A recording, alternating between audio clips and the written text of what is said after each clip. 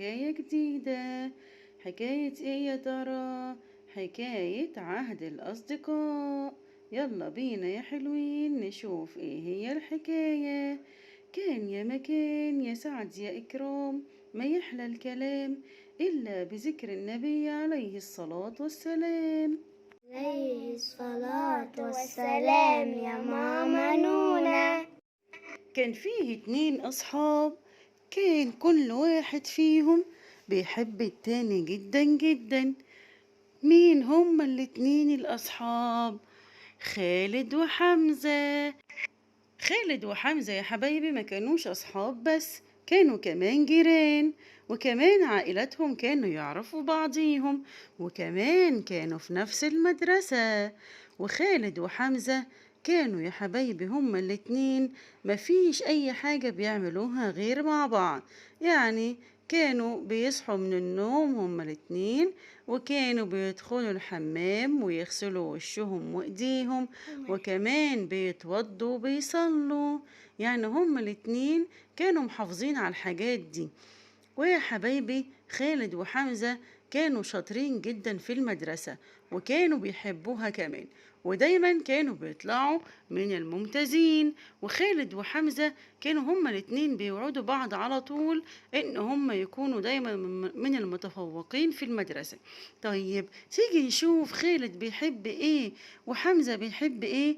خالد يا حبايبي بيحب جدا يلعب الكورة، ونفسه كمان لما يكبر يبقى لعيب كورة. ودايما حمزة يقوله لا يا خالد، خليك العب كورة عادي جدا، بس لما تكبر المفروض تبقى تخش كلية هندسة أو طب أو تبقى معلم أو أي حاجة تانية جنب لعب الكورة.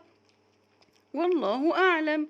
هنشوف بقى يا ترى خالد هيسمع كلام حمزة ويقتنع بكلامه ولا لأ. طب تيجي نشوف يا حبايبي حمزة بيحب ايه. حمزة يا حبايبي بيحب جدا قراءة القصص، أي قصة بيلاقيها بيروح قارئها على طول، وبيحب يتفرج كمان على الصور بتاعة الحيوانات اللي موجودة في القصص، وهو بيتمنى لما يكبر يبقى مهندس. حمزة وخالد يا حبايبي كانوا كمان مواظبين على حفظ القرآن، وكانت مامتهم دايما وباباهم يشجعوهم، ولما كانوا بيخلصوا جزء من القرآن كانوا بيجيبوا لهم هدايا.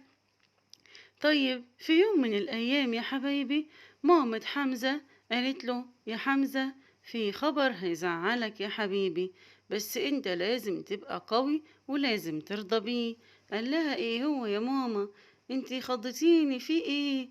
ماما قالت له ما تتخضش يا حبيبي، بابا بس جاله شغل برا البلد، والشغل ده هيقعد 2 سنين واحنا هنروح معاه. راح حمزة زعل جدا وحزن، وقال لها لا يا ماما، انا مش عايز اسيب اصحابي، ولا عايز اسيب خالد، ولا عايز اسيب مدرستي. لا يا ماما بالله عليك احنا مش عايزين نمشي، خلي بابا يروح لوحده. ماما قالت له ازاي يعني بابا يروح لوحده؟ عايزه يمشي ويسيبنا يا حبيبي كده يعني؟ راح قال لها مش قصدي يا ماما، بس انا مش عايز امشي من هنا، انا لسه هتعرف على اصحاب جديدة، ولسه هشوف مدرسين جداد ومكان جديد. راحت قالت له المكان اللي احنا هنروحه ان شاء الله هتتعرف على اصدقاء جديدة. قالها لا لا لا، انا عمري ما هلاقي حد زي خالد صاحبي، خالد حبيبي، احنا متربيين مع بعض وبنروح دروسنا ومدرستنا مع بعض كمان، وبنحفظ القرآن، مين هيشجعني على حفظ القرآن يا ماما؟ قالت له ان شاء الله يا حبيبي كلها 2 سنين وهنرجع، الايام هتجري بسرعة صدقني. زعل جدا وحزن. تاني يوم يا حبايبي عدى خالد على حمزة زي كل مرة، لا حزين جدا. قال له انت مالك يا حمزة زعلان كده ليه؟ قال له انا للأسف يا خالد هسافر. قال له يعني ايه هتسافر؟ قال له هسافر اقعد 2 سنين وهرجع تاني.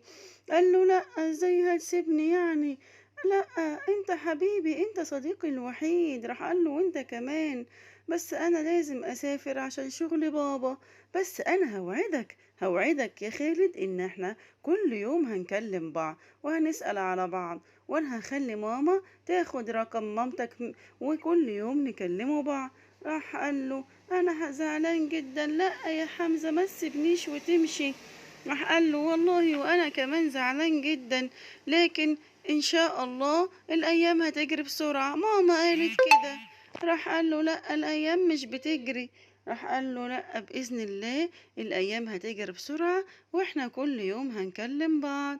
فعلا تاني يوم يا حبايبي سافر حمزة وعيلته يا حبايبي، وخالد حس بإن الأيام من غير حمزة وحشة خالص، ولكن لما كان كل يوم بيتصل عليه كان بيبقى فرحان جدا. وعدت فعلا الأيام يا حبايبي، ولكن حمزة عمل مفاجأة كبيرة جدا لخالد لما راح له البيت وخبط عليه وشافه، وراح أول ما شافه حضنه. ويا حبايبي يكون كده خالد وحمزة رجعوا تاني بعد غياب طويل. وتوتة توتة خلصت الحدوتة. تصبحوا على خير يا حبايب ماما نونا. ما تنسوش تعملوا اشتراك في القناة وتفعلوا الجرس وتعملوا لايك. مع السلامة.